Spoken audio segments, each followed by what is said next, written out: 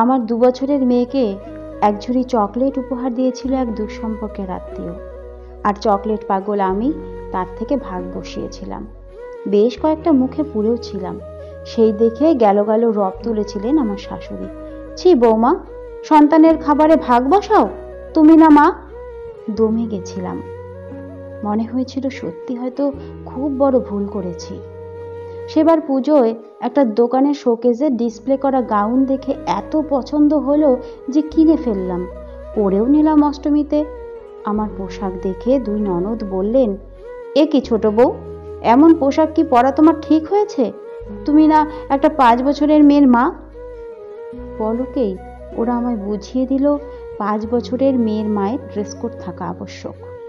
ইচ্ছামতো পোশাক পরার অধিকার তার নেই। আমার বেস্ট ফ্রেন্ড রিমিতার বাড়ি গেছিলাম একদিন, ও আমেরিকা থেকে ফেরার পর। গল্পে আড্ডায় পার হয়ে গেছিল অনেকটা সময়। ফিরতে একটু দেরি হয়েছিল। ঘরে ঢুকতেই 2 জা প্রায় তেড়ে এলেন। বন্ধুর বাড়ি গিয়ে ফ্রিজ হয়ে গেলে? এদিকে মেয়েটা যে স্কুল থেকে ফিরে তোমার অপেক্ষা করছে, তুমি কেমন মা?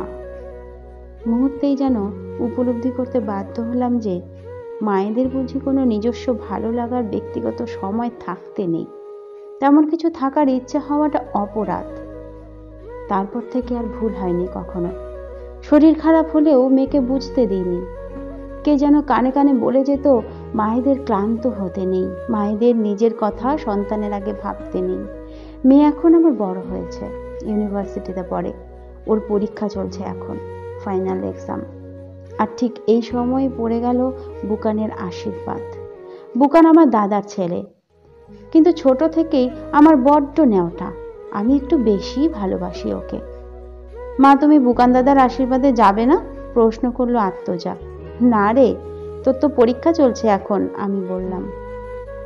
মা কখনো মেয়ের পরীক্ষার মধ্যে যেতে পারে নাকি? কি যে বলিস, বলে উঠল মেয়ের বাবা। কেন বাবা, তুমি তো সবই করছো। গতকাল অফিস পিকনিকও ঘুরে এলে আমার পরীক্ষার মধ্যেই, তাহলে মা যাবে না কেন? আরে মায়েদের ব্যাপারটা তো আলাদা, বলল ওর বাবা। মায়েরাও মানুষ বাবা, আর বাকিদের মতোই। তাই মায়েদেরও ক্লান্ত লাগে, মায়েদেরও শখ আহ্লাদ থাকে, মায়েদেরও নিজস্ব সময় কাটাতে ইচ্ছে করে, মায়েদেরও বিশ্রাম দরকার। মায়েরা কোনো সুপারওম্যান নয় বাবা, মায়েরা কোনো মেশিন নয়। মা হওয়া মানেই নিজেকে ভুলে যাওয়া নয়, মা হওয়া মানে নিজের সব শখ আহ্লাদ ছুঁড়ে ফেলে রোবট হয়ে যাওয়া নয়। তাই মা যাবে, অবশ্যই যাবে। আমার পরীক্ষার জন্য মায়ের যাওয়া আটকাবে না। মেয়ের বাবা নিরুত্তর, আর আমার 2 চোখের কোল ভরে উঠল জলে। না, মেয়েটা আমার সত্যি সত্যি বড় হয়ে গেছে।